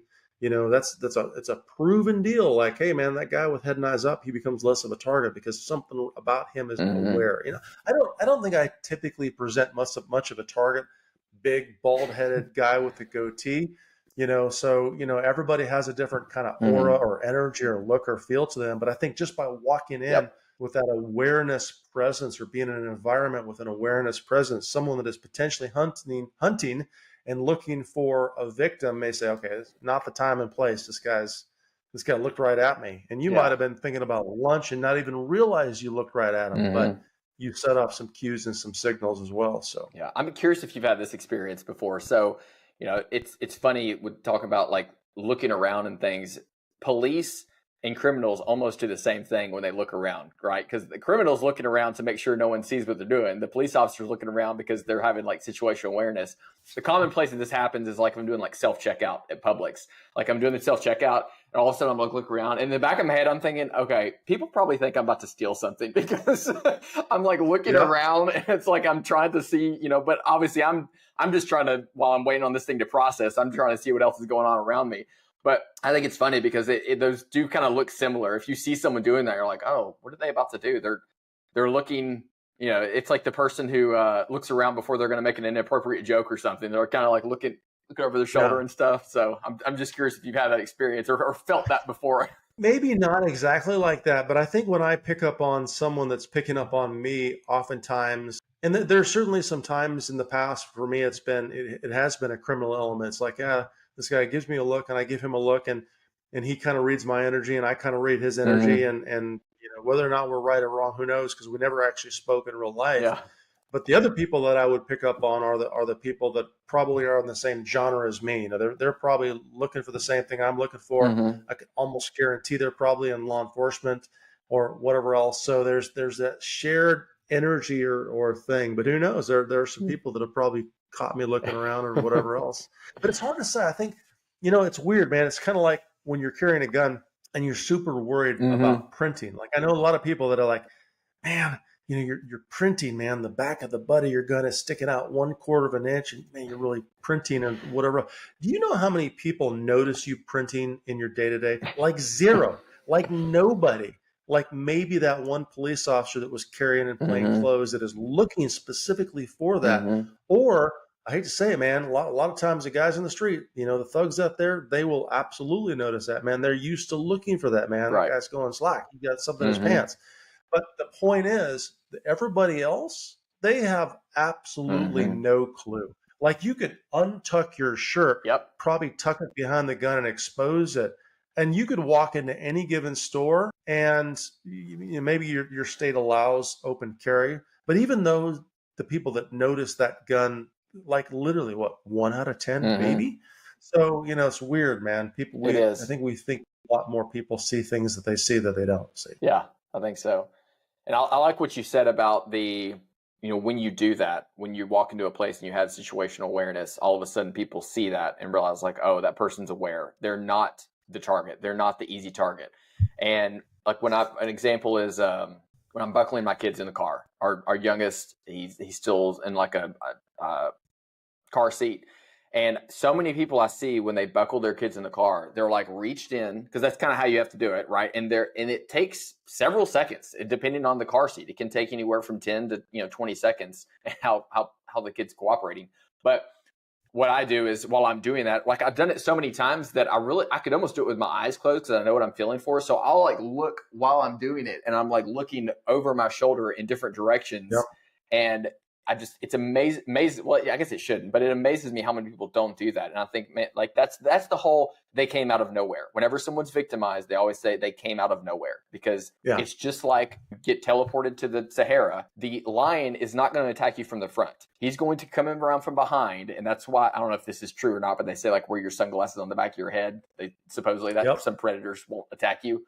But it's the same thing with humans, and they will attack from the rear. Now, of course, there are Yeah. situations where they may attack from the front, but if they do, at least now you know it's coming, and they didn't come out of nowhere. Yeah, we used to make fun of that when we used to film The Best Defense. It was always my co-host Michael Jenich always used to say, I was so surprised they came out of nowhere. I mean, we used to make fun of people because you literally, if you read the reports or hear the people, they say the exact same thing. They literally say that. Yep. I never saw him coming. He came out of nowhere. No, he didn't come out of nowhere. That's not possible. He came out of somewhere. He was walking up to you, and I will say this, as we're speaking through this, people may say, well, that's Mike Seeklander. He's got really good situational awareness and skills. I think all of us need to check ourselves on a regular basis. I just did it. I'm just like, man, here's what prompted it. I actually spent like 1 second scanning Instagram, which I rarely get on Instagram, but for whatever reason, one of the videos was, I don't remember who posted it. One of these guys that teaches this stuff, of course, they're using it as their deal. And it was, this tree, this guy rides a bicycle by and the tree falls over right behind him.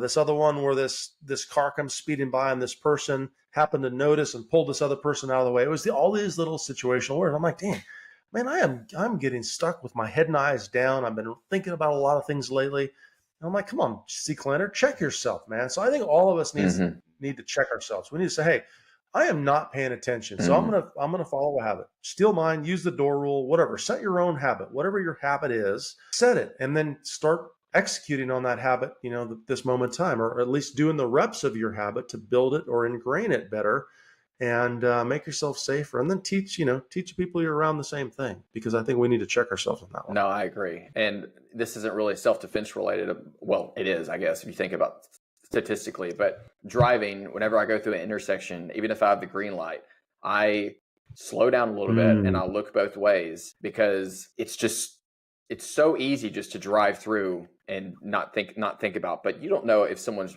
obviously a drunk driver running a red light, or a police pursuit, or someone, a fire truck going to an emergency call. I don't know about you, but the fire department in our city, like, we used to have very strict policies on like slow down, check the intersection, clear the intersection, and then go through it. They just burn through it. They never zip through. You get hit by a fire truck, like, it's game over. I mean, that's so much energy, so much mass. But slowing down and checking that, or even before you do a left turn, before I do a left turn, I always check my left rearview mirror, even though I'm in the continuous left turn lane, because police pass on the left. And there's been so many situations where someone's turning left and then boom, right there, they get hit in the driver's side door.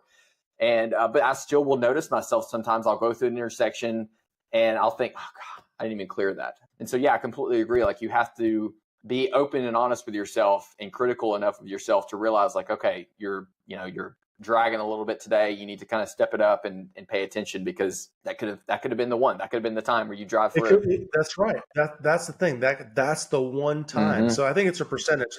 Can any of us be perfectly 100% aware at all times? No, it's just not going to happen. But maybe we can increase our awareness by 1%. And that one intersection we decided to check. And it's funny you say that. I do the same thing, and I taught my kids. And I don't do it every time, but I really attempt to, because that driver's side impact on a T-bone, a car that maybe you don't hear. I'm like, well, wouldn't I hear the police siren? No, Nope. Police siren's back there. This is the guy running from the police at 120 miles an hour that's jacked up on crack cocaine or whatever. And super important, man. We can't be perfect at it, but what we could do is we could check ourselves on a regular basis. So yeah.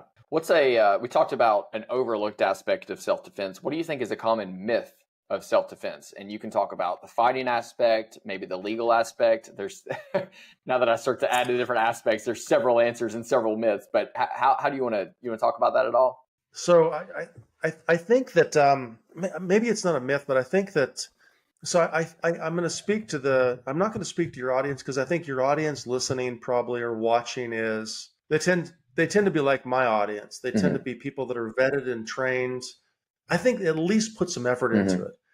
I think people are fooling themselves. So maybe that's a myth, that believe they're going to somehow successfully defend themselves with their handgun with a very, very, very small amount of skill. Maybe you're listening to this right now and you got your carry permit and you haven't been to the range in 6 or 7 months, and you throw your carry gun in the center console or in the Mm-hmm. glove compartment. You throw it on your nightstand or your nightstand drawer because you got a gun.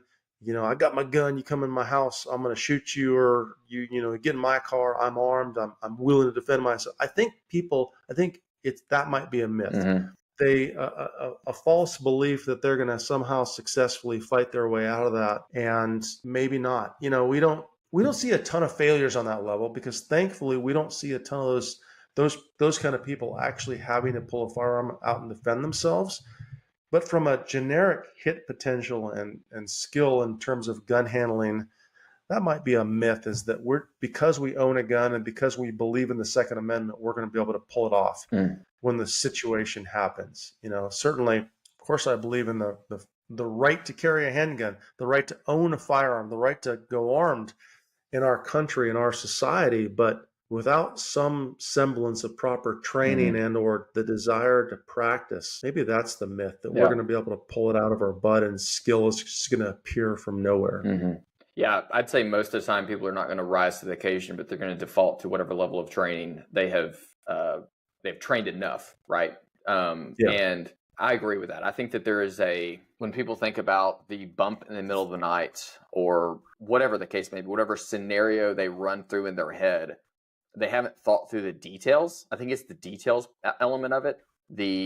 Okay, well, it's basically just, well, I have a gun. If a bad guy comes to me and threatens me in whatever way, and they probably don't even think about the three elements, means, opportunity, and jeopardy, I'm gonna shoot him, and then that's it. Happily ever after. And so they haven't thought about left of bang, right? They haven't thought about what they need to do to prepare for it. They really haven't thought about bang very much, and what that, the grittiness of that and how that is actually going to play out in reality, grappling with a gun, what someone's going to do when they shoot them, and then the right of bang, the legal element too. It's like there's such a it's all just a myth, or it's a oversimplification of what's actually going to happen. And I think force on force can help with that. I think more people are becoming aware of right of bang. They're becoming aware of like the legal aspect, with these insurance companies and attorneys on retainer and all that type of stuff. They're becoming aware of all these notable cases, Rittenhouse, but the actual thing when it happens and the preparing up to it, maybe force on force can help with that some, like making people realize the actual mechanics and how this is not going to be as simple as you realize. Now, it will be once you get enough training. How would you say would be the best way to help people maybe dispel those myths or start to think about the details? That's a great question, man. I'm not certain I have an answer for that. I think force on force might open their eyes to an extent. Here's the problem we're faced with. The people don't know what they don't know. The person that says, "Man, you know what? I own a handgun. I've owned one for years. I bought it a long time ago. They had a special at Walmart, and they were selling Glock 17s. And you know what? I'm going to go get my carry permit." We actually did a pretty deep analysis on the numbers when I used to run the U.S. Shooting Academy here in Tulsa, because before we were not a right to carry state then. I think Oklahoma now, we're different, but we're like, well, how many people will actually follow through and it's into some semblance of next level training? And we had a really good presentation at the end of our concealed carry course to try to promote that. And it was amazingly low. Like out of all of the people we ever trained, maybe 1 or 2% went on to the next level, took another course. So I think people just don't know what they don't know. And I'm always amazed by that, because they're like, well, they have a gun, they're going to go get their carry permit, and then they somehow think, no, I'm good. I got my gun, I got my carry permit. They never actually think through any of the other things. Carrying the gun, where the gun is, defending the gun against theft, accessing the gun. What is going to cause you to decide to utilize the gun and fight with it? And I hate to say it, but a lot of people that have that mentality, and this is not labeling anybody, like I said, your audience, they're probably highly prepared compared to most people. But the people out there that just got the gun and got the carry permit and don't decide to go any farther through their thought processes or training or research or whatever else, they're probably better off without the gun. Because without the gun, then they wouldn't say, well, I've got a gun. This gun will solve all problems.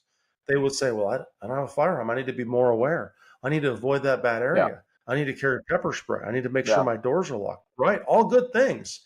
And the gun becomes the talisman that's going to ward off evil. It's amazing to me how unskilled a lot of folks out there are. And I hope someone listening to this does get offended by that.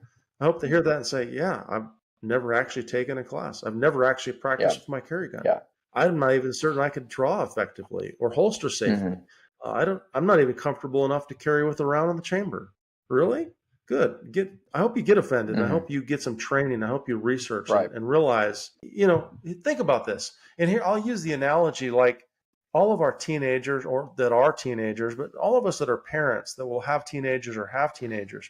Do you really want them to get in the car with no knowledge or training? Would we want to get on the road with all those people? Right.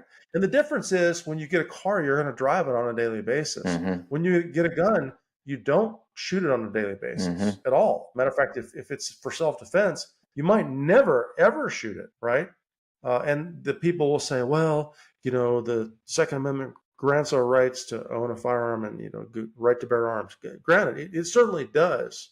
And I don't think it addressed training because, when the Second Amendment was conceived and written, well, most, adult males and females were probably trained by their fathers or brothers or uncles. They probably carried some sort of firearm on a regular basis. They probably defended themselves with it. They probably hunted with it. They handled it on a regular basis. They used it on a regular basis. And we were a culture of firearms. Now, not so much. Right. Now you can just go get a handgun on, at a gun show and be like, and I got my carry permit and I'm going to throw it in my glove box. And I don't want to put one in the chamber because I'm afraid of that. And I'm going to hope for the best when things go south. I don't know. Yeah. And it may not say anything about training, but it certainly says well-regulated. And, to the people out there that think that means government regulation, it absolutely does not mean government regulation. It does not mean National Guard. It does not mean police. It doesn't even mean state-run militia. Well-regulated means fit, prepared, and equipped for warfare. And people are fooling themselves if they think that they are part of a well-regulated militia if they are not trained. If you can't be part of a well-regulated militia if you can't even regulate your own body weight. That's right. And now it's not a requirement, right? Like that first part of that article is the reason why, a well-regulated militia being necessary to the freedom of or to the security of a free state, and this is the thing that's protected right here. This is the why, this is the thing that's protected. But it's that rights and responsibilities. We want to focus on our rights, like Alexander Solzhenitsyn said. I hear constant clamoring for rights, but so very little about responsibility. And as we ignore those responsibilities, we risk losing those rights, right? And not only the whole, you ignore the responsibility and now you're not prepared to defend yourself or prepared to fight tyranny or whatever, but now you're also giving the other side ammunition to, metaphorically, to take away those rights because you are not a virtuous people anymore, right? The Founding Fathers also said that this document's for a virtuous people, people who are going to educate themselves, who are going to speak truthfully, right? First Amendment. The First Amendment doesn't require you to speak truthfully. It doesn't require you to get education. However, if you want to secure that right for the long term, then speaking truthfully and getting education will help that. The funny thing is the anti-gun community and those that think we should not have this right certainly are driven in that aspect from criminal events, right? All these horrific criminal events, which is not the kind of individual that the Second Amendment grants these rights toward. They're violating the part of that principle, But if we had a culture of folks that were really well trained, because we were not just allowed to own these things that can certainly be lethal, but we have the responsibility to train and be trained in some way, shape, or form. And like I said, I'm not advocating the government does that. Right.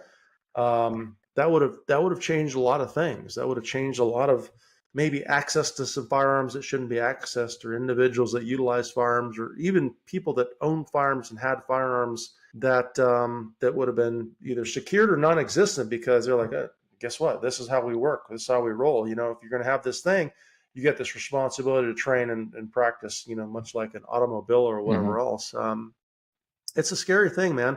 It really is. How do we affect change though? We could sit here and talk about it all day long. We could say, man, these thousands and thousands of millions of people that got their carry permits that are out there with a firearm that are just not prepared. Well, we can affect change by saying, hey, take your buddy to the range. Hey, man, you got that carry gun? Have you ever been to the range with that sucker? Come to the range with me, man, for an hour. You're a father, teach your son or your daughter how to handle that firearm safely. Teach them safety rules. Yep. You're a brother, teach your brother or sister how to handle that firearm safely with a safety rule or whatever else. Maybe we can affect some change, and then their responsibility, begins when they pass that forward as well. So I have someone else, volunteer days, helping people out, putting free content. Interestingly enough, many years ago, we had an active shooter situation. This was when I first started my Facebook Lives years ago. And I did two things. Number one, I sent a big email blast out and put it all on public and said, hey, I'm going to give away my defensive handgun training program. It was the digital version of it.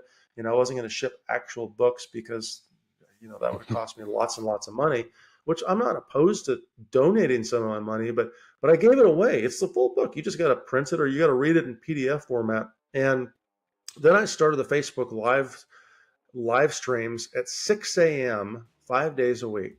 And initially they were all, I know, 6 a.m. I was an idiot, man. They were all defensive, so it was draw process, grip, trigger, sights. Since then, I've taught literally hundreds of live shows on Facebook. Like if you look at my Facebook pages or historical YouTube uploads or the free section of one of my websites, it's all in there. Like you could learn anything you want to know about firearms in that free content. And that was my donation to try to pay it forward. So instead of me just going to the range and giving lessons to one person, I was trying to get in front of hundreds, if not thousands of people and affect change, motivate them to train, give them skill and stuff like that. And maybe I hope it's helped. I know the people that comment on the feed say, man, this is great stuff. I appreciate this. But maybe that's how we affect change, is to pay it forward. If you're listening to this and you're that shooter, you love competing, you love training, and maybe you're not a competitor, but you love going to the range. Hey, pay it forward. Take someone to the range. Help them out. Get them into this stuff. Yeah. Get that concealed carry holder next to you trained. Absolutely. I completely agree, Mike. Well, I think that is an awesome note to end on. This has been a fantastic conversation. I really appreciate you coming on the show. Real quick, where can people find you? If everybody gets on my website, they can kind of find out and branch out from there. You can go to shooting-performance.com. That's a hyphen. If you can't remember that, just MikeSeeklander.com will drop you to that same website as well. It'll automatically forward you. And then you can find out about the American Warrior Society and the American Warrior Show. We do have a podcast, maybe not as fantastic as yours, sir, but no, it's really amazing. Yeah, we have some good shows as well, a little bit different content, but and I wanted to thank you for having me on, man. This is exciting. I don't get a chance to get on many podcasts these days. So when I do, it's really fun. It's interesting. Your questions were very interesting for me and I probably should have read those first few for a little longer and come up with some answers. No, it was man, great. I apologize. You're great. It's good to have it kind of ad hoc too sometimes. That way you think about it on the spot instead of a lot of prep. I want to freestyle, man. I want to just say what comes to my brain, I want to not practice. So. Well, for those of you who still can't figure out where he is, I'll have the links below. So just click on those hyperlinks in the description. But Mike, again, thank you so much. And thank you all for watching. And as always, train to a higher standard.